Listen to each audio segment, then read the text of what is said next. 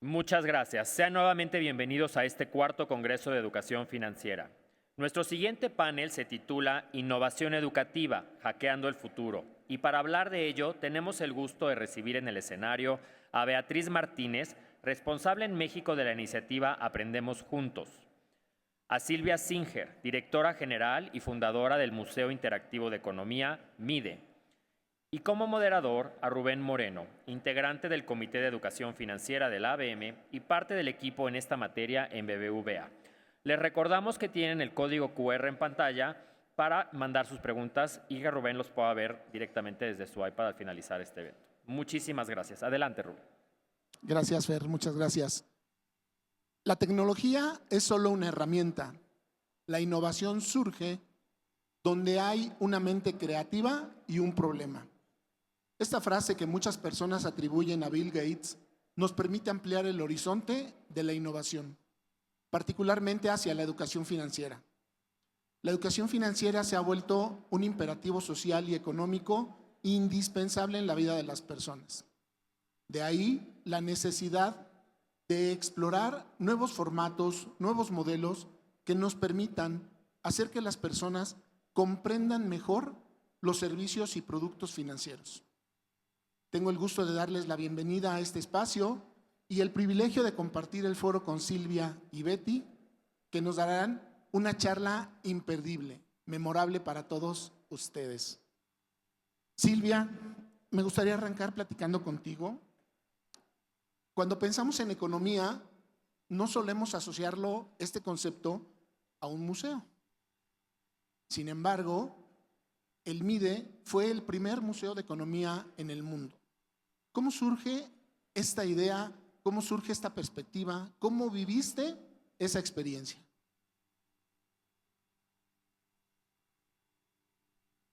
Hola, muy buenos días. Es un gusto estar aquí con ustedes. Muchas gracias por la invitación. ABM, creo que este encuentro es importantísimo. ¿Cómo surge la idea? Mira, en realidad yo vengo de ser una profesional de museos y de diseñar para museos que comunican ciencias complejas, interactividad. Cuando el Banco de México me invita a hacer un anteproyecto y pensar por primera vez cómo se podría comunicar este asunto de la economía. A mí me gusta mucho contar esta historia porque me parece que es la historia por la que a mí me gustaría que transitara mucha gente.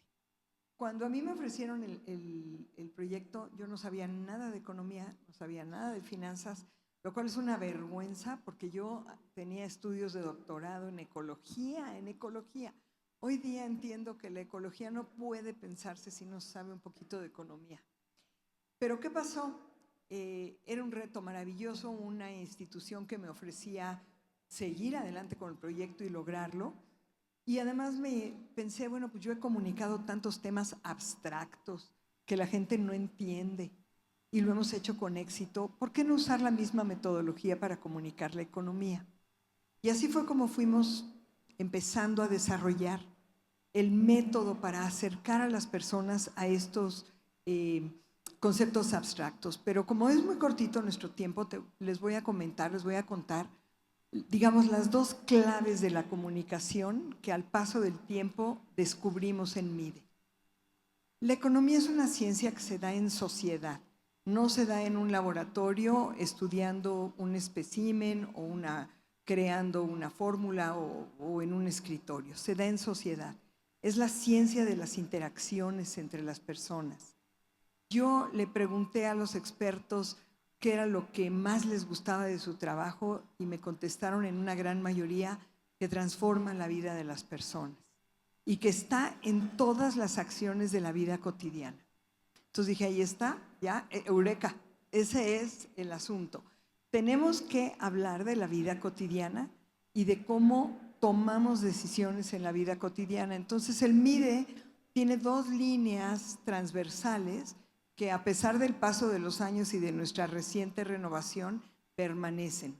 Una de ellas es aprender a tomar decisiones y la segunda es descubrir en nuestras actividades de la vida cotidiana que ahí hay decisiones económicas que no siempre son con el dinero, la mayoría no son con el dinero y que cuando son con el dinero se llaman decisiones financieras.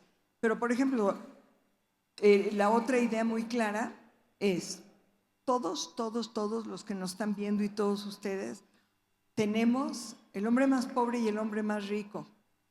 Tenemos más deseos que posibilidades de satisfacerlos. Tenemos más necesidades que recursos con que cumplirlas. Administrar esa escasez, eso es lo que hacemos al tomar decisiones. Entonces, es precioso que en el museo lo que hacemos es ilustrar casos de la vida cotidiana donde estás tomando esas decisiones. ¿Con qué objetivo? Hacerte consciente de ellas. Que tiene mucho que ver con el panel de hace un momento. Gracias, Silvia. Totalmente de acuerdo. Y justo, ¿no? Cómo vamos conectando desde las palabras de apertura hasta este momento donde podemos vincularlo con la innovación. A final de cuentas, la innovación se hace por las personas, ¿no? Muy interesante, gracias. Betty, Aprendamos Juntos es un ecosistema de temáticas impresionante. Podemos hablar, o hemos visto ahí hablar de psicología, del espacio, de filosofía aplicada. ¿Cómo nace Aprendamos Juntos? ¿Cuáles fueron sus motivaciones y qué objetivo perseguían cuando se crea esta iniciativa en México?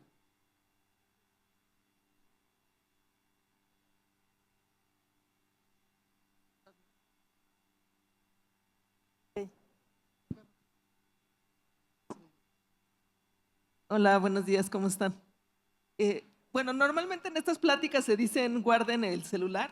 Yo les digo, saquen su celular y pueden ver, si no conocen Aprendemos Juntos México, pueden buscar en YouTube en este momento Aprendemos Juntos México y van a tener en sus manos a la mayor plataforma de educación de habla hispana en el mundo. Entonces, en mi caso es, saquen el celular, es una invitación abierta y también porque justamente vamos a hablar de Aprendemos Juntos en este ratito, entonces para que sepan de qué estamos hablando algunos de ustedes, espero que ya hayan tenido alguna interacción con la plataforma, pero si no, hoy es un excelente día. Entonces, Rubén, a tu pregunta, ¿de dónde surge? Y bueno, BBVA tiene ya una parte, digamos, de su propuesta de educación financiera, también una parte que beca a chavos que inspiran, pero había una tercera pata que resultaba de mucho interés, que es al final el saber que una población que se educa es una población que tiene una posibilidad de crecer. Y en 2018 en España surge la plataforma Aprendemos Juntos solamente, con este espíritu justamente de poner al alcance de todos una plataforma de educación con ponentes de primer nivel para que todo el mundo lo pueda ver. Sabemos que la difusión de la educación es una de las barreras más grandes que tenemos en el país. Entonces, el hecho de poder tener en tus manos una variedad inmensa de contenidos es realmente una máquina de crecimiento. Ahora, ¿qué fue lo que pasó? Esto surge en 2018 en España y nos damos cuenta, son contenidos en español. Perdone, voy a apagar el micrófono que tenía antes.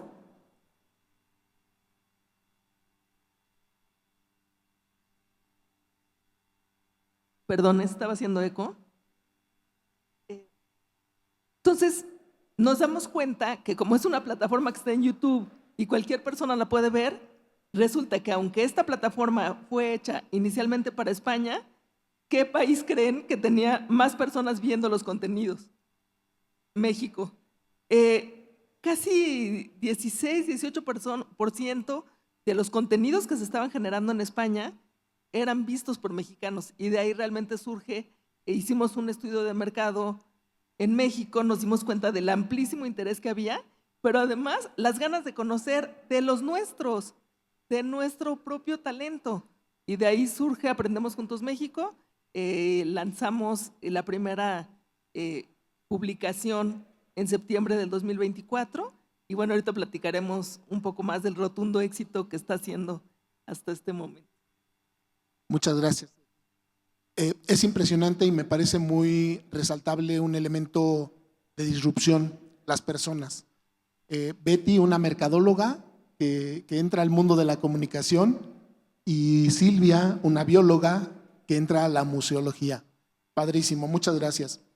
Oye, Betty, a ver, contar con 1.600 millones de visualizaciones en YouTube o en las plataformas, pues puede ser muy fácil de comprender para Adele, para Bruno Mars o para Baby Shark, pero cuéntanos para el tema de Aprendamos Juntos, para un tema de difusión educativa, cultural, ¿cómo se da esto? ¿En qué momento descubren que hay un fenómeno de este tamaño detrás de Aprendamos Juntos?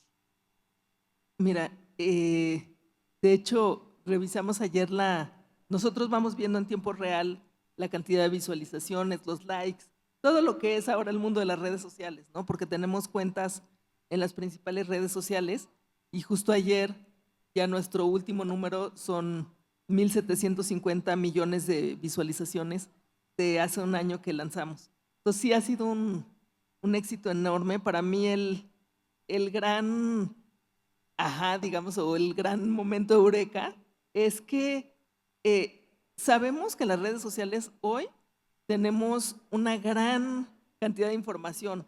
Prácticamente de cualquier tema, tú puedes buscar información en cualquiera de los buscadores y encuentras información. Pero ¿qué es lo que no encuentras? O sea, el material, el nivel de curaduría que tiene Aprendemos Juntos es enorme. Tenemos un proceso de 5 filtros de diferente índole para asegurar que la persona que está sentada en esa silla sea un experto en el tema en el que va a hablar y además el enfoque que se le va a dar no es de crítica, es de propuesta, es de construcción, es de unión, es de conocer más sobre un tema. Entonces, bueno, si no es la información, porque sabemos que información sobra, ¿qué es lo que es disruptivo de alguna manera de Aprendemos Juntos? No solamente el hecho de darle a todos los millones de personas en el mundo la capacidad de ver los contenidos, sino que hoy la información per se ya se vuelve, digamos, súper democrática, pero la capacidad de pensar no, la capacidad de conocer, ok, podemos estar entrevistando a un físico, pero tú no ves la información de física que te está dando. Ves a una persona cómo se inspiró, cómo tomó la decisión de estudiar eso, cómo ve la vida a través de su lente de ser un físico, que es totalmente otra cosa. Entonces, ¿qué es lo que nosotros tenemos? Tenemos historias de personas súper relevantes que están compartiendo conocimiento, pero desde un punto de vista, desde los lentes humanos de una persona que podría ser perfectamente tú. Y luego la segunda es que esa información te deja una reflexión, te deja tiempo para pensar. Tú lo tienes en tu mano, puedes detenerla y pausarla y volverla a ver en el momento que tú decidas.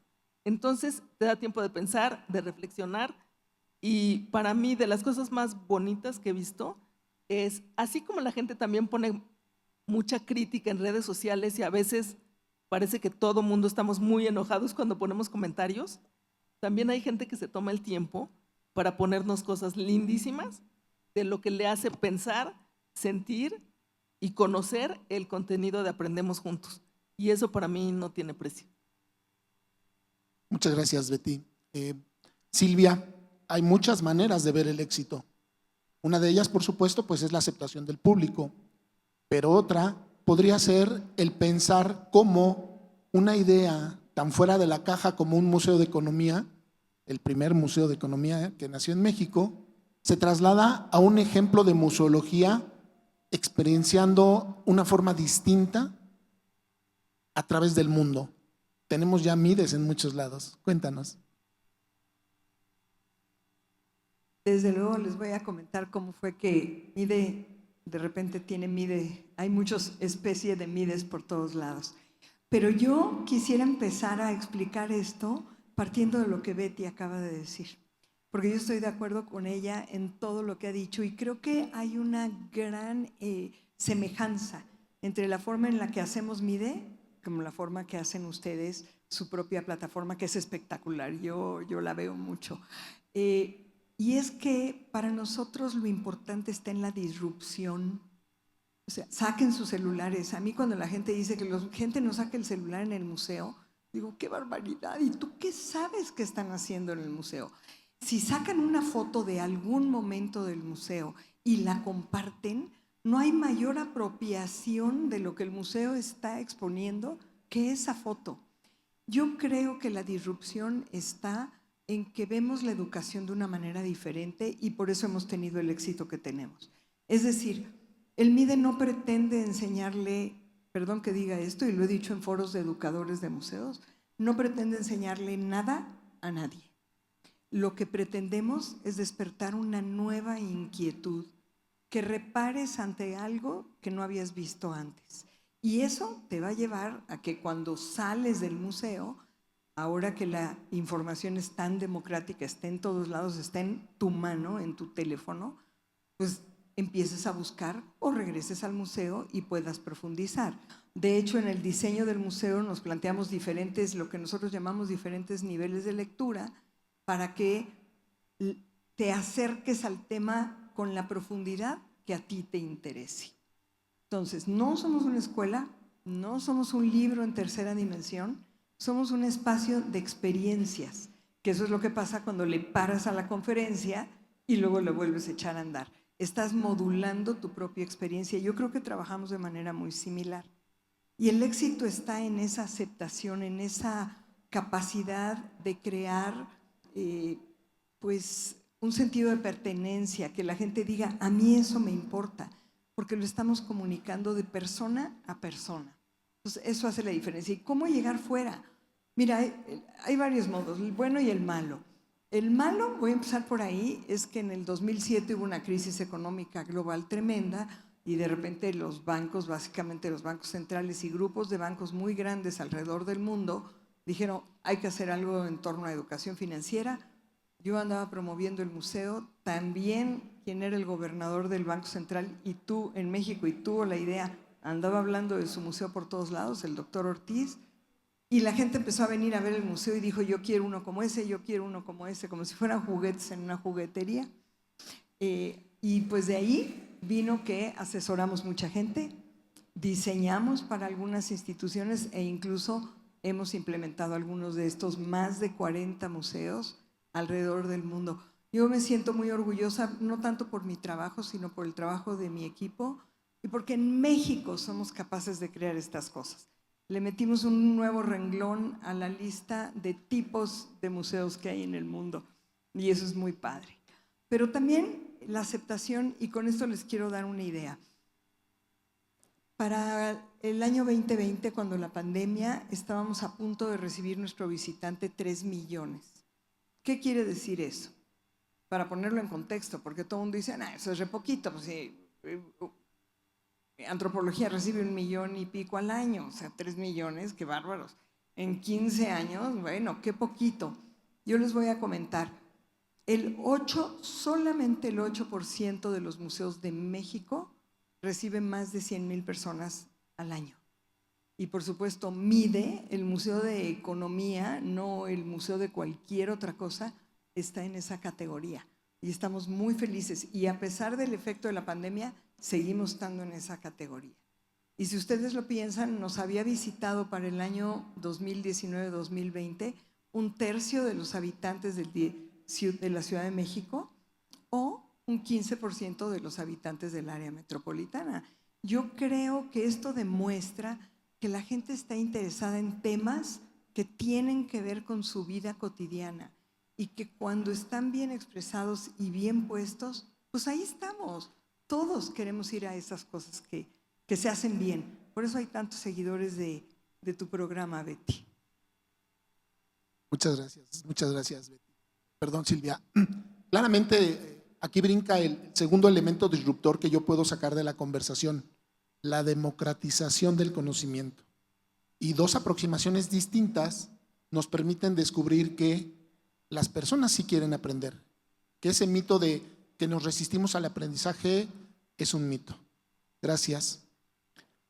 Betty, dentro de esta maravillosa aventura que hoy nos compartes, ¿cuáles serían esos aprendizajes, esos descubrimientos que te gustaría exportar o que ves que se podrían exportar hacia un tema como la educación financiera?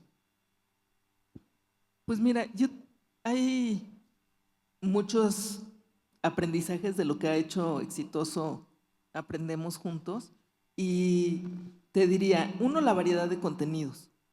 Y en esa variedad, entender que cada persona tiene intereses diferentes.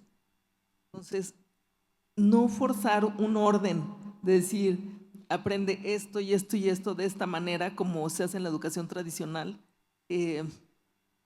sino de acuerdo a tus intereses, qué es lo que tú quieres aprender, qué es lo que crees que puede servir en tu vida o en tus intereses, y entonces tener esa variedad de contenidos me parece fundamental, ¿no? Y luego ir también creando esta certeza de que el contenido aporta.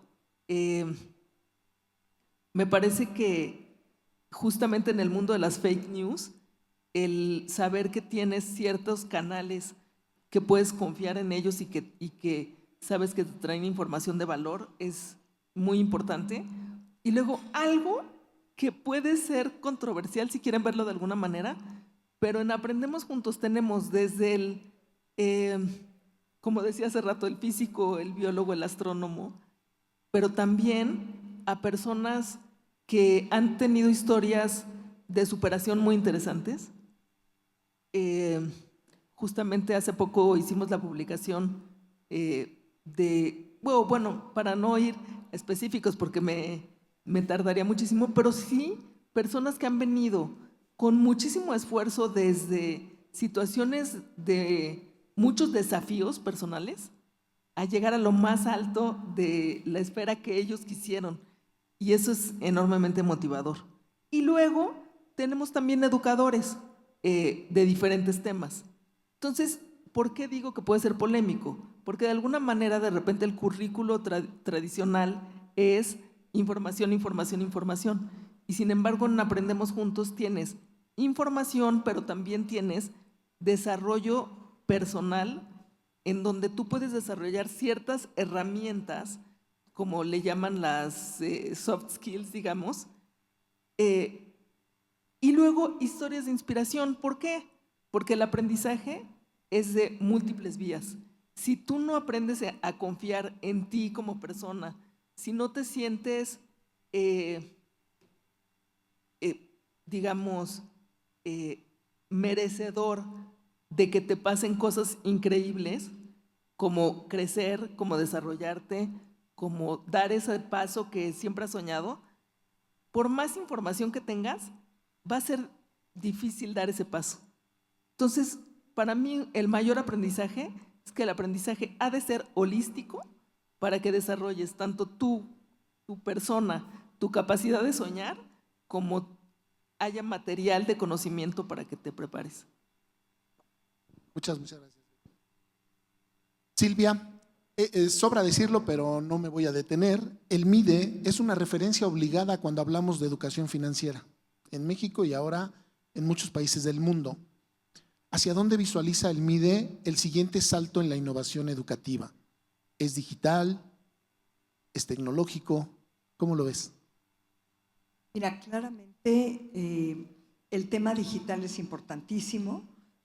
Creo que y por eso es tan acertado el tema de este encuentro, porque es la única manera que nos permite llegar a quien quiera acercarse a nosotros en el momento que quiera acercarse a nosotros y de la forma que quiera acercarse. Es decir, nuestro impacto rompe barreras, ya no está limitado a paredes o a tener que estar en un lugar específico. Eso es muy importante. Sin embargo, el reto es que también estás en un espacio muy competido y en un espacio donde tenemos que aprender, todavía tenemos que inventar cómo nos vamos a relacionar. El museo como un vehículo de comunicación a mí me encanta. porque tiene esta magia del persona a persona. Estás en un espacio dado, estás en un ambiente, puedes dialogar. Por ejemplo, Mide buena parte de su, digamos, fundamento pedagógico está en el diálogo. O sea, el que las personas platiquen cuando están en el Mide, no que se concentren y pongan atención, que platiquen, que los podamos estimular para que puedan expresar su opinión, tener una escucha activa y respetuosa de la opinión de otros, porque además en finanzas y en economía todo el mundo opina diferente, porque depende de dónde vengas, ¿no? ¿Cuál es tu situación? Entonces, esa magia la tenemos todavía que inventar.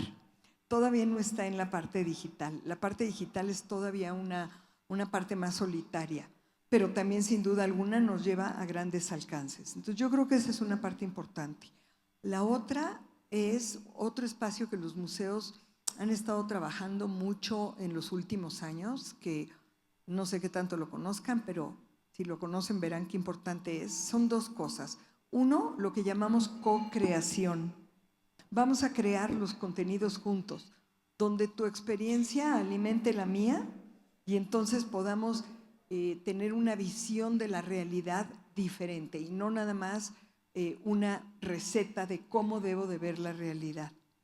Y la otra, que es bien padre, que está muy de boga en los museos hoy día, es contar la historia de todos, no nada más en los museos de historia o básicamente, o antropología, le llaman la decolonización de la historia, porque normalmente se cuenta la historia del vencedor, y desde el punto de vista del vencedor, del que ganó la conquista, del que gobernó más años, etc. Lo mismo pasa en educación económica y financiera. Contamos la historia de la economía y las finanzas que están operando en este momento, pero ¿dónde está ese formato en donde podemos hablar de las experiencias que vamos creando todos, que son alternativas, que son igualmente válidas? Y no estoy hablando de sueños o protestas, no, estoy hablando de que todos tenemos un pensamiento distinto de cómo resolver nuestras necesidades y nuestros deseos, y todos son respetables.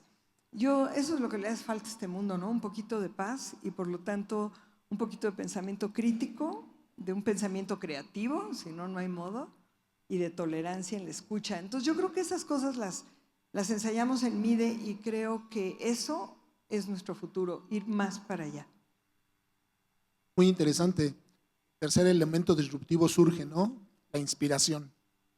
Inspiración de las personas, la inspiración en que todos podemos hacer esas cosas diferentes y que todos podemos ser ese caso de éxito, ¿no? Muy bien, muchas gracias. El tiempo nos corretea, ¿verdad? Y como me gustaría llegar a un par de preguntas que tenemos en espera, me gustaría pedirles que me ayuden con algo, Silvia, Betty. Si la innovación educativa nos está preparando para el futuro, ¿cuál es el hack maestro que Silvia le compartiría a las personas que nos están viendo, a los que nos acompañan aquí en el foro, para aplicarlo en su futuro? Que sea un instant winner, un ganador instantáneo. Silvia, empezamos contigo. Esto es trampa, porque a mí me gusta escuchar a Betty primero porque me estimula el pensamiento.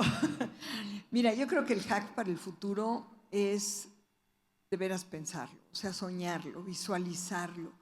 A mí no me gustan las frases inspiracionales de vete, ¿cómo puede ser maravilloso? No, pero sí creo que pensar en dónde quiero estar parado es muy importante. Y entre los futuristas, que es una disciplina un poco extraña que yo siempre he visto con duda, pero que he aprendido mucho de ellos, tienen un método que es muy, muy interesante. Tú te imaginas en dónde estás, dónde quieres estar con respecto a cualquier situación y traza el camino de regreso. O sea, no traces el camino de ida, traza el camino de regreso. Porque si te visualizas claramente dónde quieres estar y trazas el camino de regreso, esa es la fórmula para llegar allá, sin duda. Gracias. Ese es un gran hack y yo lo aplicaba mucho con los laberintos. Me gustaba resolver muchos laberintos cuando era adolescente y empezaba así. Gracias. Betty, compártenos un hack para el futuro. Pues En realidad es un hack más para el presente que al final se va construyendo día a día, pero así como empecé diciendo saquen su celular, de igual manera, se habló incluso en el panel anterior sobre las decisiones que tenemos que tomar, ¿no? Las decisiones que tomamos hoy impactan el futuro. No solamente es en cuestión de la educación financiera, es en cuestión de la vida. Nosotros podemos pasar 4 horas con el celular, pero la calidad de esas 4 horas es todo o nada. Y eso sí está en tus manos. O sea, yo no me pelearé, yo nunca me he peleado, y tengo 2 hijos adolescentes, con el tiempo en el que pasan con los dispositivos. Yo creo que ahí no está la pelea. Yo creo que la pelea es qué tanto te aporta ese tiempo que estás usando ahí. Entonces, para mí es decidir, ser consciente de las cosas que haces. Esas 24 horas en las que pasas tu vida sí son importantes, aunque a lo mejor se parezca mucho las 24 horas de muchos de nosotros en cuestión de trasladarnos al trabajo, pasar ciertas horas trabajando, ver las redes sociales. Sí, ser consciente del porqué de las cosas que haces, de esas decisiones, especialmente con el celular, sí puede tener un impacto en el futuro. Y aparte, ¿por qué creo que es un hack? Porque eso lo puedes implementar a partir de hoy. Hoy empieza a ser más consciente de qué es lo que ves cuando ves el celular y si eso te está aportando para lograr lo que tú quieres en el futuro. Me parece que es una decisión que parece pequeña, pero créanme que es súper relevante. Gracias, Betty. Totalmente de acuerdo. La verdad es que conecta muy bien con lo que hemos escuchado en los paneles previos, a tomar un poquito el control de nuestros sesgos y nuestras decisiones. Silvia, ¿quiere construir algo sobre lo que acabas de compartir? Todo. Tú tienes la culpa, Betty. Y quiero construir esto nada más. La gente que hacemos contenido, los que producimos contenido, tenemos obligación de llenar esas horas con cosas interesantes. Porque ese es el punto, que si tú abres el celular y hables TikTok, pero no hay nada interesante, pues te pones a ver cosas que no son interesantes. Y yo creo que tenemos que crear más contenido interesante, menos prescriptivo, que tenga más empatía por quien te está viendo, que le signifique cosas. Y entonces esas horas en el celular, en la computadora, en lo que sea, van a ser muy productivas. Gracias, gran aportación, por supuesto. Bueno, antes de hacer nuestro cierre, me gustaría leer un par de comentarios que nos han dejado en nuestras redes. Sigan participando, por favor, sigan compartiendo sus dudas y comentarios a través de las redes sociales de la ABM y los hashtags que estamos promoviendo el día de hoy. Hay una aportación de Trujillo que nos pregunta, bueno, nos dice que ya tomó el diplomado de Educación Financiera de la Conducef. Muchas felicidades por ello. Y nos pide si le podemos recomendar más cursos. Fer hacía mención hace un momento que cerraba su panel que todos los bancos, tu banco, tiene un programa de educación financiera. Puedes acercarte, por supuesto, con ellos y te van a dar la información que tú necesites, te van a acompañar a mejorar tu educación financiera y con ello tu salud financiera. La ABM, por supuesto, también tiene un programa muy profundo. Tenemos aquí a una gran protagonista con el MIDE que además de toda la oferta museográfica, también tiene contenidos en el mundo digital que pueden acceder para enriquecer su formación financiera. Y bueno, hay una más que nos pide que si le podemos recomendar algún libro sobre educación financiera que puedan leer. Silvia. Cada vez hay más libros, pero hay un clásico y al ratito les van a hablar de él. Yo creo que El pequeño cerdo capitalista es realmente pues, el que nos puso a todos y a muchos en esto. Y por aquí anda su autora y la van a escuchar al ratito. Yo creo que ese es uno de los muy importantes en términos de buscar un libro. Bueno, y además ya se diversificó, ¿no? Porque ya se está especializando, ya no nomás un libro. Pero creo que es un libro interesante para los jóvenes y para la gente que está con sus primeros ingresos o que ya está pensando en planear cómo utilizar su dinero. La verdad, creo que yo iría por ahí, pero tú, Betty, que has visto tanto. ¿Tienes algún libro que nos quieras recomendar, Betty? Pues mira, Bueno, justamente, ¿no? Y creo que en honor a la justicia es un tema que es una materia que tiene como más profundidad académica, ¿no? La realidad es que efectivamente hay una oferta muy amplia de bibliografía disponible para todas y todos. La realidad es que hay muchos, por supuesto, hijo pobre, padre rico, ¿no? Por supuesto. Perdón, ese es un librazo. Y sobre todo si están pensando en niños más chicos. Porque creo que ese cubre totalmente otro aspecto. También anda por aquí su autor y yo no lo mencioné, pero es correcto. Es un libro padrísimo para empezar y sobre todo para saber qué puedes hacer tú con otras personas. Es muy inspirador. Gracias, muchas gracias. Muy bien, pues estamos en el cierre y me gustaría compartir con ustedes una reflexión que tiene que ver justamente con el tema de la innovación. Como hemos visto el día de hoy, la innovación no solo tiene que ver con tecnología. La innovación pasa por una transformación profunda de los modelos, del modelo pedagógico, por supuesto, de la creación de experiencias que le aporten valor a nuestros participantes, a nuestros estudiantes. Muchas gracias por estar con nosotros. Silvia, muchas gracias. Betty, muchas gracias. Que tengan muy buen día, disfruten mucho el panel.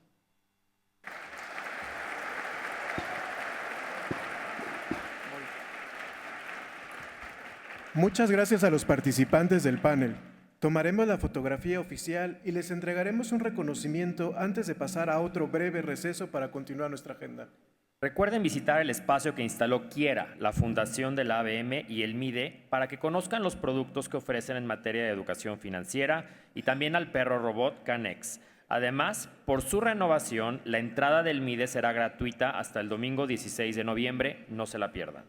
Por parte de Fundación Quiera, también los invitamos a que pasen al stand para que conozcan la dinámica y participen en la rifa de una playera de la Selección Mexicana de Fútbol. Y nuevamente la Asociación de Bancos agradece a nuestros patrocinadores, Actinver, Nubank, Banamex y B por Más por hacer posible este evento.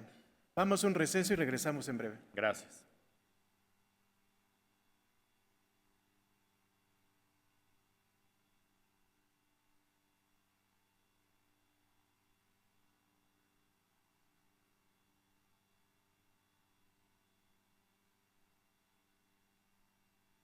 El mercado de inversiones solía parecer complejo y un territorio exclusivo para unos cuantos. Nosotros abrimos el camino para muchos. Trabajamos para ofrecer experiencias de valor creadas por especialistas y abrir la puerta de las inversiones para miles. Y hemos creado el Reto Actinver y Acelera Academy, que te enseñan todo lo que necesitas saber sobre finanzas e inversiones. Transformamos vidas a través del conocimiento. Da el paso e invierte.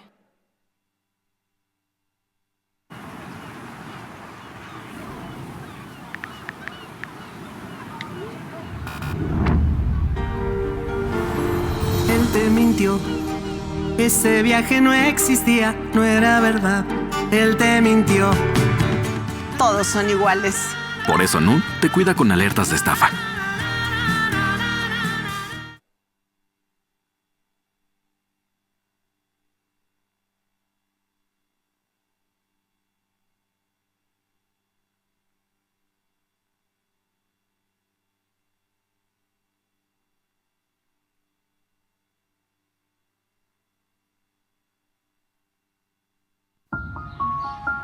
Las bancas de parque,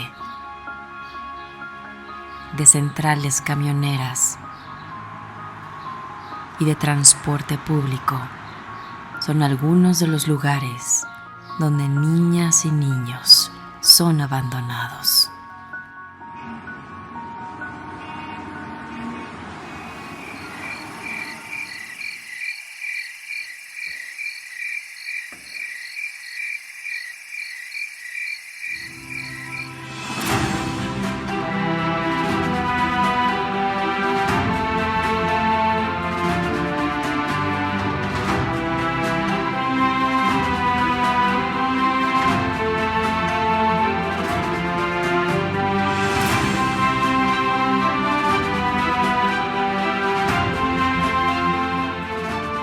Los sueños no terminan en una banca. En la banca es donde comienzan. Con esta banca nunca estás solo. Fundación Quiera. Fortalecemos vidas.